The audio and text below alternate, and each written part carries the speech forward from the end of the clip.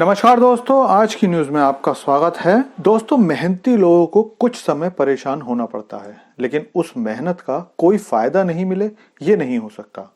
और ये बात लोगों के साथ साथ देशों पर भी सटीक बैठती है। और इस बात का उदाहरण मैं आपको भारत के रूप में दे सकता हूँ। भारत के हर व्यक्ति की मेहनत आज सामने आ रही है और पुराने समय में किए गए सिस्टमेटिक काम का फायदा आज भारत को मिल रहा है। लेकिन पूरी खबर सुनाने से पहले मैं आपसे रिक्वेस्ट करता हूं कि चैनल को सब्सक्राइब कर लीजिए, क्योंकि यहां आपको डिफेंस, फाइनेंस और फॉरेन पॉलिसी पर वीडियोस रोज मिलते हैं।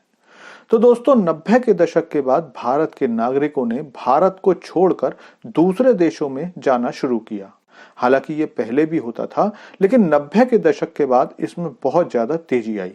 और ऐसा हुआ पूरी दुनिया में आईटी के बूम के कारण, क्योंकि समय रहते भारत कंप्यूटर की ताकत को समझ चुका था।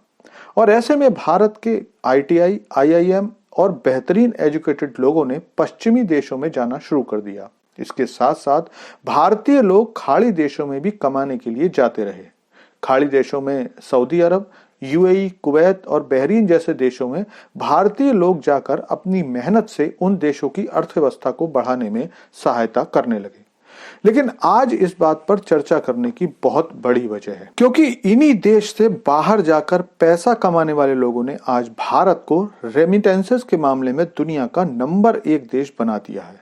दरअसल वर्ल्ड बैंक की एक रिपोर्ट आज पब्लिश हुई है और उसमें बताया गया है कि भारत से बाहर जाकर भारत में अपने परिजनों को पैसा भेजने के मामले में भारत दुनिया का पहला देश बन गया है। आपको बता दूं कि 2022 में भारतीय लोगों ने भारत में 100 अरब डॉलर के रेमिटेंसेस भेजे थे। लेकिन इस बार तो भारतीय लोगों ने भारत पर दिल खोलकर प्यार लुटाया है और अपने रिकॉर्ड को ही ध्वस्त कर दिया है। और वो भी छोटे मोटे अमाउंट से नहीं, बल्कि 25% से ज्यादा से।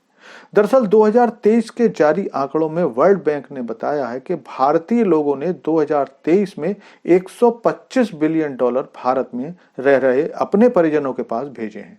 रिपोर्ट के अनुसार टॉप 5 देशों जिनके नागरिकों ने अपने देश में विदेशी मुद्रा भेजी, उसमें मैक्सिको 67 बिलियन भेजकर दूसरे नंबर पर रहा, चीन 50 अरब डॉलर भेजकर तीसरे नंबर पर रहा, फिलीपींस 40 अरब डॉलर के साथ चौथे नंबर पर, जबकि मिस्र 24 अरब डॉलर भेजकर 5वें नंबर पर रहा। इन आंकड़ों में आप खुद देख सकते हो कि दूसरे नंबर पर स्थित मैक्सिको से दुगना अमाउंट भारतीय एनआरआई लोगों ने भारत भेजा है। हालांकि एक नजरिए से देखा जाए तो यह थोड़ी खराब स्थिति लग सकती है, क्योंकि इस विदेशी मुद्रा के लिए भारत को अपने नागरिकों को विदेश भेजना पड़ता है, जो दिन रात मेहनत करके और अपने परिजनों से दूर रहकर उनके लिए धन कमाते हैं।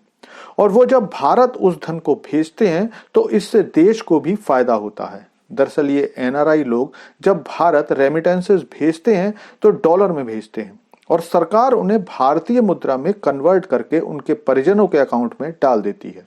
और इसीलिए सरकार के खाते में डॉलर विदेशी मुद्रा के तौर पर आते हैं, जो देश की अन्य जरूरतों जैसे विदेशों से इंपोर्ट करने या मुद्रास्फीति को कंट्रोल करने के काम आते हैं। खुशी की बात यह है कि एनआरआई लोगों के इसी त्याग और मेहनत को भारतीय सरकार अब एप्रिशिएट करने लगी है, जिससे एनआरआई भी खुश हैं और भारत देश को भी इसका फायदा हो रहा है। लेकिन इस मुद्दे पर आपकी क्या राय है, कमेंट करके बताइए।